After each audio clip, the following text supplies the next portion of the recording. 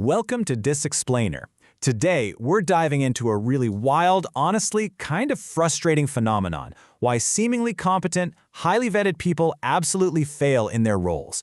We're going to investigate two silent cultural killers that literally destroy teams and derail careers right under our noses. I am super excited to guide you through this, so let's just get right into it. You know the drill, right? You see a top performer mysteriously quit or just completely flame out. They have the perfect resume, their numbers at their last job were unbelievable, their pay at your company is highly competitive, and yet they just crash and burn. Well, we often assume it's a lack of skill or maybe a problem with their work ethic, but the data tells us a completely different story. It is rarely about their actual skills. The true culprits behind all this turnover and failed leadership, they're completely invisible. We are talking about the underlying forces of workplace culture that lurk in the gaps of a company's leadership. You see, when leadership systems have cracks in them, these invisible forces seep in.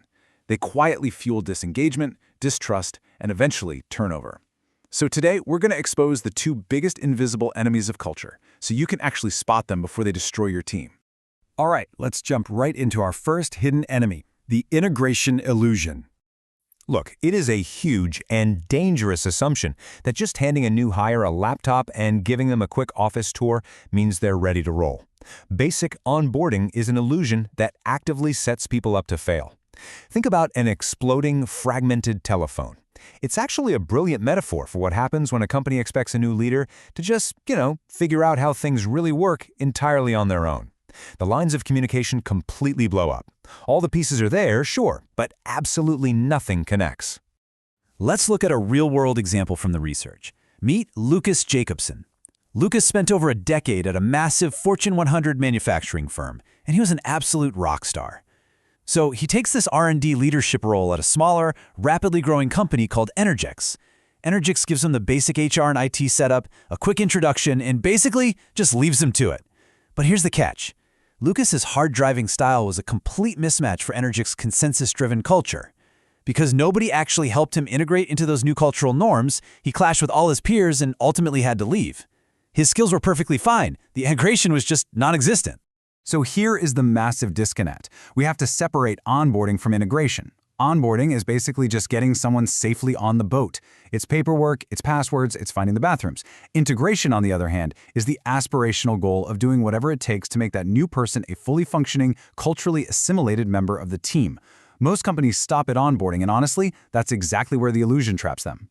And the cost of getting this wrong? It's staggering. A massive global Egon Zehnder survey looked at nearly 600 senior executives transitioning into new roles. Get this, almost 60% reported that it took them 6 long months to finally have a full impact in their new positions. Close to 20% said it took more than 9 months. Just imagine paying a top-tier executive for half a year before they actually start moving the needle, all because they weren't properly integrated.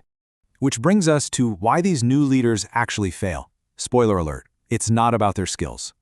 If new hires are taking months to adapt or failing entirely like Lucas did, what's the real cause? Well, the data totally destroys the myth that they just aren't good at their jobs. Look at the top 3 reasons leaders fail. A poor grasp of how the organization actually works, cited by 69%. A misfit with organizational culture at 65%.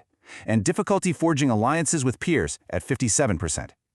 Way down at the bottom of the list, lack of experience or skill, sitting at just 26%. The evidence is undeniable here, folks. Organizational culture and politics are the overwhelming reasons for failure. Culture eats competence for breakfast every single time. That brings us to our second enemy.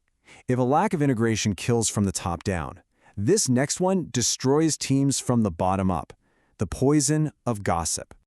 Get this, 58% of team members say they observe gossip on a weekly basis. Over half. Even though everyone completely agrees that gossip kills morale and shatters trust, it just keeps happening, constantly. It quietly drains the life out of your team, fueling disengagement. Because when people feel like they're being talked about instead of talked to, they pull back, and eventually they leave. Now, we really need to reframe how we think about gossip, because most people don't even realize they're doing it.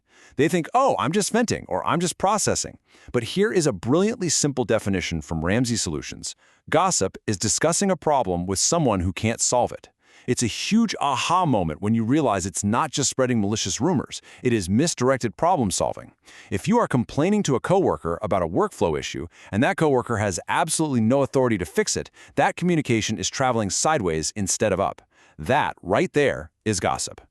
Now, gossip doesn't exactly announce itself, does it? But it definitely leaves fingerprints all over the place. You'll see unofficial info traveling way before official announcements do. You'll start noticing sudden tension between teammates. But pay really close attention to that third point, hallway meetings after the real meeting. You know exactly what I mean. If your team is dead quiet during the official meeting, but suddenly clumps together in the hallway or around the coffee machine to whisper about the decisions that were just made, you have a massive gossip problem. So why is this happening? Here's the bottom line. Gossip grows in leadership gaps. When roles are unclear, or when decisions aren't fully explained by management, or when there's no safe path to actually share frustration with a leader, well, people just fill in the blanks themselves. They create their own explanations, and frustration spreads like wildfire, way faster than facts ever could. Basically, gossip is a glaring symptom of absent leadership. Okay, we know the enemies. Now let's talk about the cure. Fixing those leadership gaps. So how do we actually fight back against these invisible forces?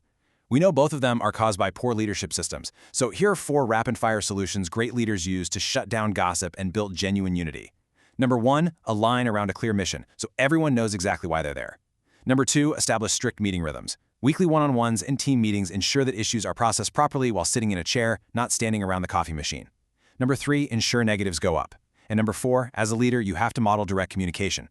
Because if you vent, they are going to vent. Address issues quickly and attack problems, not people. I want to zero in on step 3 for a second, because it is practically the golden rule of organizational health. Negatives go up and positives go all around. If there's a problem, it absolutely must be escalated directly to a leader who actually has the power to fix it, period. If a team member brings a sideways complaint to you, you have to redirect them. Say something like, hey, have you talked to them about this? Or let's take this up to your leader. You celebrate publicly all day long, but you process your problems upward. And look how beautifully this connects right back to our first enemy, the integration illusion. When you actually provide real integration, establish clear communication rhythms, and foster a culture free of gossip, the research shows you can reduce the time it takes for a new executive to reach full performance from 6 months down to just 4 months. By actively managing your culture, you literally cut 1/3 of the time spent struggling up the learning curve. That is massive. So, I'm going to leave you with a final, provocative thought today to audit your own workplace.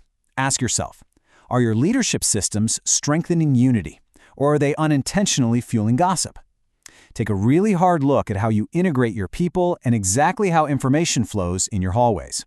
Because at the end of the day, your culture is going to define your company, whether you choose to manage it or not. Thanks for joining me on this explainer, and keep building teams that truly thrive.